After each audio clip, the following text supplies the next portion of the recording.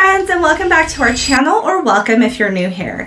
In a world where big cities seem to get all the attention, more and more people are packing up, slowing down, and rediscovering the charm of small town America.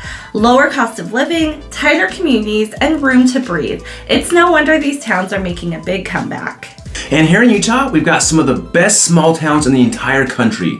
Places where stunning scenery meets neighborly vibes. So today, we're going to be diving into the 11 nicest small towns in Utah and what makes each one so special.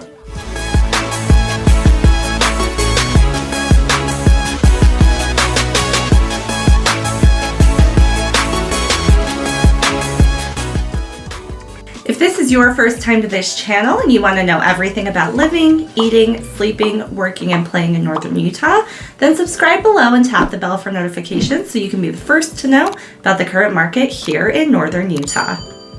We are Sloane and Kim Petersen with the Petersen Group, and we've been in real estate for over a decade, and every day we have people just like you looking to buy, sell, invest, and relocate here to northern Utah. Whether you're looking to move in 9 days or 90 days, go ahead and give us a call, shoot us a text, or send us an email. All that information is in that description box below, so we can help you make a smooth move into northern Utah. Let's go ahead and get into it.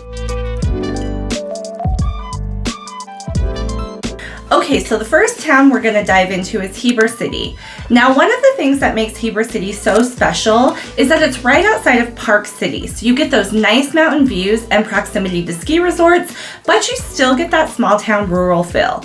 Heber's where you trade freeway noise for the sound of a train whistle and birds over the valley. This place has a little bit of everything. Historic Main Street, the Heber Valley Railroad, fishing and boating at Deer Creek Reservoir, and mountain views in every direction. In the winter, you're minutes from world-class skiing. In the summer, it's hiking, golfing, and lazy afternoons at the lake. It's close enough to Salt Lake City for a day trip, but trust me, you'll want to stay. It's roughly about 45 minutes away from the city, but the drive is up a canyon, so just take note of that if you aren't comfortable driving in those conditions. So next up on our list is going to be Midway. Now this is about 50-minute commute from Salt Lake City, so a lot of people are looking at Midway as a great option if they do work in the Salt Lake City area. It's newer up there, so there's a lot of nicer homes at a fraction of the price of Salt Lake.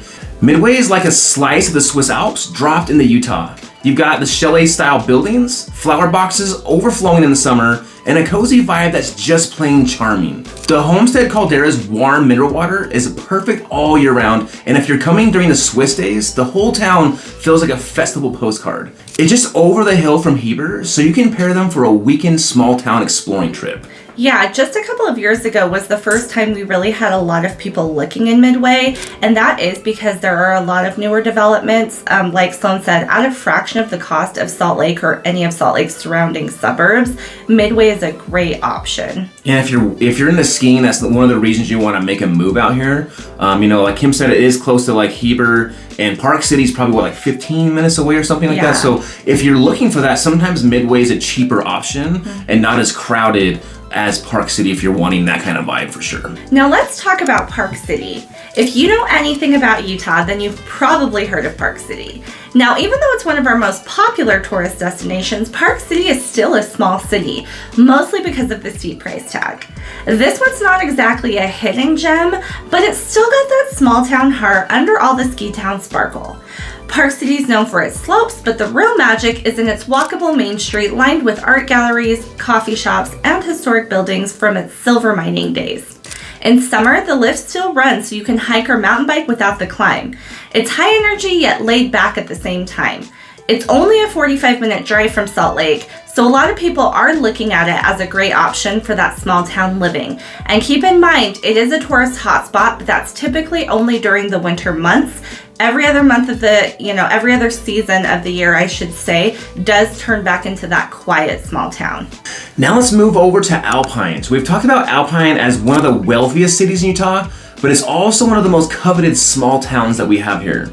It's only a 45-minute drive from Salt Lake as well, and Alpine does live up to its name. It's tucked against the base of the Wasatch Mountains, surrounded by trails that feel like they're yours alone. So if you guys have never hiked out there, definitely check it out because you seriously feel like you have the whole Wasatch Mountain range to yourself. This is the place for amazing sunset hikes, crisp fall air, and neighbors who still bring cookies when you move in. It's small, it's peaceful, and it's just far enough from the hustle to feel like you've really escaped. And really the neighborhood, I just want to go back to that again, is they have that old school charm to where your neighbors really do know everybody. And so for some people they love that, for some people they don't, right? But if you love that charm of, getting along with your neighbors and just having that community vibe, Alpine might be a good spot for you to check out. Which if you're watching this video, you likely like that, Phil, which is why you like a small town. So it is funny because we have a ton of friends that live in Alpine, and it's like everyone knows everyone. They're always like, oh, we were just on our morning walk and we saw this person and this person. So it does have that vibe for sure. Now, one of my personal favorite small towns in Utah is Garden City. Now, we've toyed around with purchasing here ourselves because you can find some affordable options, but one of the caveats of living in Garden City is that it is fairly seasonal. It's home to the Caribbean of the West, Bear Lake, and Garden City is another tourist hotspot that can be incredibly busy in the summer. In summer, it's all about boating, paddleboarding, and those famous raspberry shakes you'll see advertised everywhere. In winter, the town does kind of shut down, and it's the perfect base for snowmobiling or cozy cabin life. It's a bit more of a drive from Salt Lake, being about 2 hours north of the city, but worth every mile. If you are someone who enjoys a lake town and you do work from home or work in the nearby Logan, then Garden City might be a city you want to look into. Totally, and I think every time I go to Garden City, I gain like 5 pounds because I just eat. I mean, those shakes are amazing, So and if you like good. crepes, they have this amazing crepe place. Do you know what it's called? I think it's just called It's just Crepes. called the Crepe Shop or something. But it's amazing. They just barely remodeled it and redesigned it, and it's really good. So if you love crepes, you definitely got to check that out. But yeah, like Kim said, we wanted to buy out there for a long time. But it's just, for us, since we're still, in the hustle and bustle part of our life, it was just a little too far out of the beaten path, but we definitely go there several times a year. Well, and if you do want lake living that's affordable, like that is a great option. A lot of people want to live near a lake, but it can be really pricey. Garden City is still super affordable, but it is because it shuts down for a lot of the year. But they also have a really good burger place. So yeah, their food is top notch. Now, if you've ever seen a picture of Utah or seen one of our most popular license plates, then you'll know Moab, even if you've never heard of the city itself. So Moab is home to the famous arches and is one of the most popular tourist spots known for its red rock and its beautiful desert hiking. Moab is the adventure capital of Utah. It's where you come for that jaw-dropping red rock landscape. Arches and Canyonlands National Parks are there, and it's a community that thrives on outdoor adrenaline. You can spend a day hiking to the Delicate Arch, which is amazing, by the way. Make sure if you go in the summer, though, that you really go early or late because it is hot and there's no shade at all. The whole trail is just exposed, Desert, right? yeah. So we went, I think it was in like March or April. I think around April this year was the first time we've ever actually went to the arches. And it was interesting because we did start early, but on our way back, we were seriously roasting. Dying. And we seen like this older lady trying to climb up, and she was at the bottom already struggling, and I was just feeling so bad because I was like, you really don't understand what you're gonna be in for. If you're scared of heights, at the top it does get a little bit sketchy, but overall it's a decently mild hike.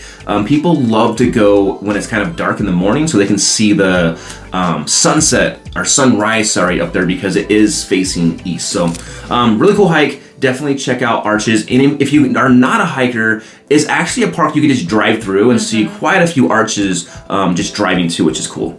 You can also go off-roading on the slick rock trails or floating down the Colorado River. Then you can wind down with live music and local brews in town.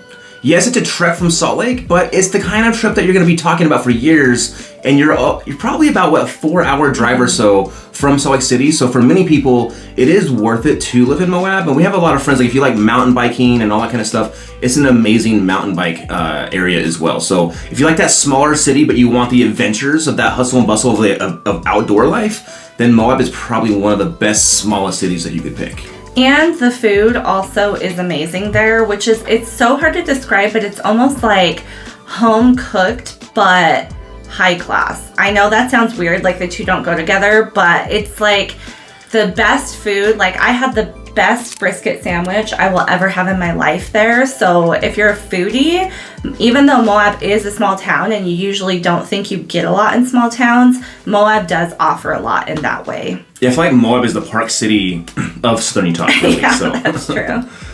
So next up is Tremonton, and yes, that is Tremonton. I know it's spelled Tremonton, and a lot of people pronounce it that way, but it is Tremonton, and that's one of Utah's hidden gems up north. It's about an hour and 45-minute drive from Salt Lake. Tremonton boasts of farmland and open space. Many residents genuinely appreciate Tremonton for its community, warmth, rural charm, and strong sense of family. Beyond the cozy small-town atmosphere, Tremonton is building pride through its past. It's home to a National Historic District, an honor on the National Register that adds to its charm and identity. Public amenities such as parks, local fairs, a library, and recreational programs further enhance quality of life. And Sloane and I do a lot of business in Tremonton, and one thing I will say is that it has a lot of new construction going on, so you can get a very, very beautiful home in Tremonton, have that small town feel, and it still is super affordable. Yeah, one of the things that I feel like a lot of people that are moving out of the state into Utah like about Tremonton is that you can get a decent size of land too. So if you're actually in Salt Lake County, Davis County, which is the next county, and then Weber County, which is the next, Box Elder County is where Tremonton is, which is a little more up north. And over there, it seems like, we're usually starting at about a half an acre, right? So in the city, you're getting closer to, a quarter of an acre, things like that. And you can still get half acres, but you're going to pay, a decent price tag for it. So if you're looking for that smaller town vibe, but you still want, to have the land and the nice housing, Tremonton can really be a good option for you. Now let's talk about Huntsville next. So Huntsville is a little alpine pocket that's tucked near Snow Basin Ski Resort, the Pine View Reservoir, and the Ogden Valley. It's stunning in every season. It has green meadows in the spring, wildflowers in the summer, and gold leaves in the fall, and of course powder snow in the winter. The pace here is slow and very community driven, and you're going to find farm-to-table restaurants, local breweries, and no shortage of lake or mountain views. Huntsville is really great if you want that quiet mountain atmosphere and you don't mind being far from amenities or even your closest neighbor. So Huntsville just sits at the top of Ogden Canyon, and like I just said, it is basically the gateway to Snow Basin. So a great pocket. It does seem to lean more towards the luxury type housing as far as price point goes, but you can find some stuff that isn't millions of dollars as well, but it's going to be older and maybe not as luxury filling. So for me personally, I would say Huntsville is Park City's sister up north, but it's not as touristy. So if you love the Park City vibes, you want to be near a ski resort, you love those mountain views, you want that luxury type of feel, but you don't want the crazy tourism, how busy it gets, then Huntsville and Eden, its sister city, are definitely cities that you need to check out. Yeah, and you probably will have a lot less of a price tag in Huntsville as well. For sure. Than Park City, for sure. I mean, you're probably talking about $1 million difference for the same house in Huntsville, which is great. Now, about an hour and a half drive north of Salt Lake City, just south of Tremonton, which we mentioned earlier, is Brigham City, which is a place where community, nature, and history intertwine seamlessly. Nestled against the dramatic Wellsville Mountains and bordered by scenic marshes, it offers residents easy access to outdoor recreation, from wildlife watching at the Bear River Migratory Bird Refuge to nearby Powder Mountain for skiing and hiking. The town's rich heritage shines in its beautifully preserved downtown, featuring landmarks like the neo-Gothic Box Elder's Steak Tabernacle, the celebrated Brigham City Museum Gallery, and annual celebrations like Peach Days, honoring the city's fruit-growing legacy, plus frequent art festivals and a lively farmers market. Yeah, Brigham really is a hidden gem, and for a long time it really wasn't growing. The city council was just really against it. It is starting to grow now, so there is some new construction options with a lot of the old school looking houses too, like Victorians and charming, mid-century moderns. And their downtown is interesting too because it's just like every beautiful western city you see, it has that western Main Street. So Brigham really does have that, and the cool thing about it is if you want to live around Brigham, like Tremonton and surrounding areas too, that are a little smaller than Brigham, you can still live in the surrounding areas, have that rural lifestyle, but then the big city Brigham would still feel like a smaller town. So we actually have had a lot of people that are moving here from bigger cities to Brigham City because they're looking for that slower pace of life, but still having a little bit of amenities as well. well. Yeah, and the Peach Days, if nothing else, you have to check out Peach Days. It's the funnest festival ever. And like the fruit, the peaches are the sweetest, ripest peaches you will ever find anywhere in the entire country. Yeah, we have a whole fruit highway leaving from Perry up to Brigham, and they sell all that fruit, at Peach Days. And it's kind of like a fair, like a big carnival. So it's like that with, food and rides and just community and all that kind of stuff. So it's really cool. So let's head back down to the southern tip of Utah. Let's dive into a city we call Springdale. So Springdale is Zion National Park's front porch, literally. It sits right out front there. And the scenery is ridiculous. It has towering red cliffs just right outside your hotel or your cafe window. It's a super small, artsy, and it's built for both comfort and adventure. You can spend your morning on a world-class hike like Angel's Landing, and then stroll through the art galleries and grab dinner with a view.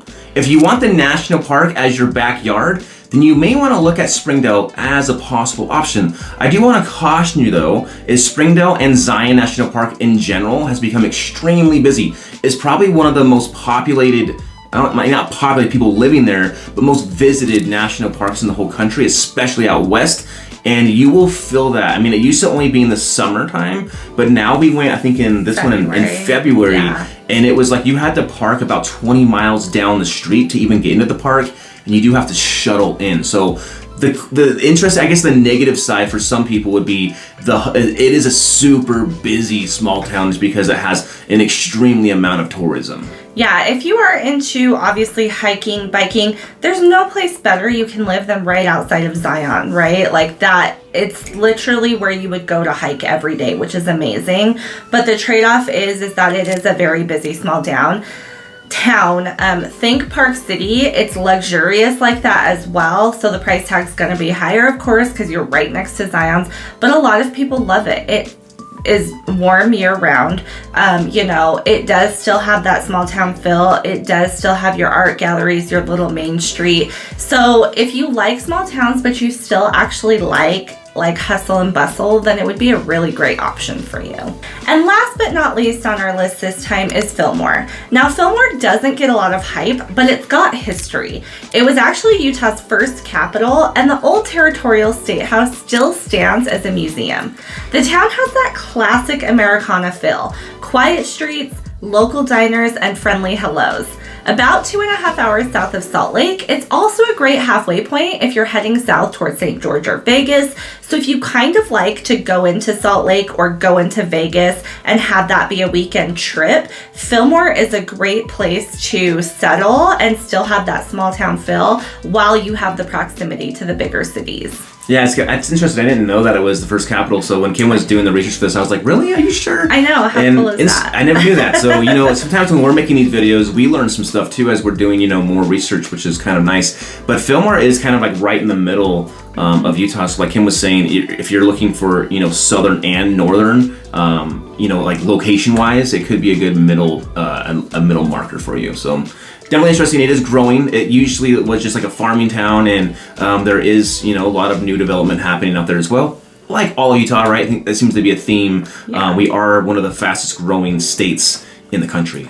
So that wraps up our video for today, but let us know if you'd like to know more about any other of the great small towns here in Utah. Utah is home to some of the most small town hidden gems you've never heard of, and it's one of the reasons it's becoming such a popular place for people wanting to escape the hustle and bustle of that big city life. Yeah, to Sloane's point, we maybe have 5 major cities in our entire state, and then every other city really is a small town hidden gem that has that small town community feel. We hope you enjoyed this video and found it helpful. Picking where you'll call home is an important and personal decision, and we would love to help you make that smooth transition to the northern Utah area. If you're looking to purchase in the northern Utah area in one of our small towns, we'd love to help you out. Give us a call, shoot us a text, or send us an email, and like always, we are keeping it real. Estate.